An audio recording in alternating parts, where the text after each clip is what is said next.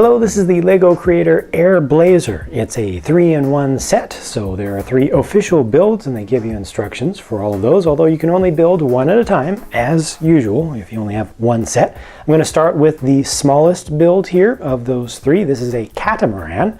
Pretty obviously. This is the camera unfriendly side of it that they just don't show you on the box because you're looking at the undersides of the pieces used to make the sails. So the camera friendly side is over here. Maybe looks a little bit more clean, maybe not. I think they're respectably similar between the two. It's showing that it's flying a mainsail and a jib there. They've hidden away some of the specialized pieces in the build, such as the plates with the clip at the end down inside of here, also in the center, those gray pieces that have been used to create cameras and rocket boosters and such throughout the years. So those are pretty well hidden away. They've also used the plates with the 1x2 plates with the bars on the side back here towards the transom, and it's pretty solid. The only thing that's movable on this particular build is the whole sail area, which can be just switched back and forth a bit. I mean, you can bring it all the way down here, but in this direction it only goes part way. You can use that if you want to, but I think it's not intended to be used as an action feature or posing feature. It's just a way to get this assembly to stand vertically. Next up is a seaplane, and this uses many more parts than that previous one. I think that it's pretty obvious just looking at it, but actually building it, it's a pretty significant difference. This one has its floats down there, and I guess you could call it a float plane instead of a seaplane, but they're really elevated up, so I think the proportions are done pretty well there. Another solid build. On this one, obviously, you can spin up the propeller itself, and the way that they've attached the horizontal stabilizers there, those can be angled a bit to just kind of change the I don't know, kind of the personality of the thing just a little bit. I feel like that changes just the feel of it. You know, this is the way it's supposed to be, but you can alter that if you want to.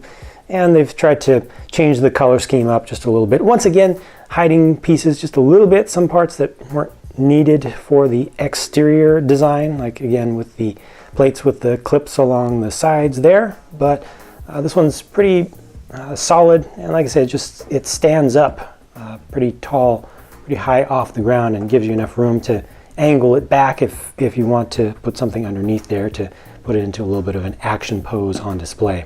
The Air Blazer itself uses all of the pieces, and this is clearly trying to represent an attack style helicopter with the twin cockpit and tandem style there. You know, it doesn't have military colors on it, but it's pretty clear the overall design of it. They go kind of wide with the fuselage in the center, and they have pretty good transitions from the curved sensor area here in the front, the curvature of the cockpit section itself, and then slowly making that a little bit more geometric and eventually flat. Good use of the specialized parts to create the engine pods that are attached to the sides.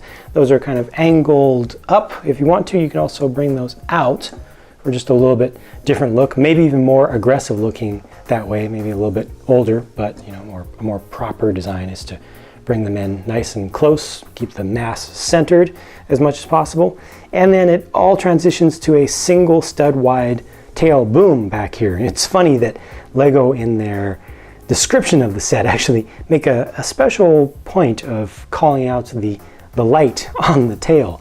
The tail piece is probably a little bit oversized for this model as it was on the seaplane, but it's probably the most appropriate part that they have, and it definitely helps to hold the whole thing together back here since it is very thin and fairly long.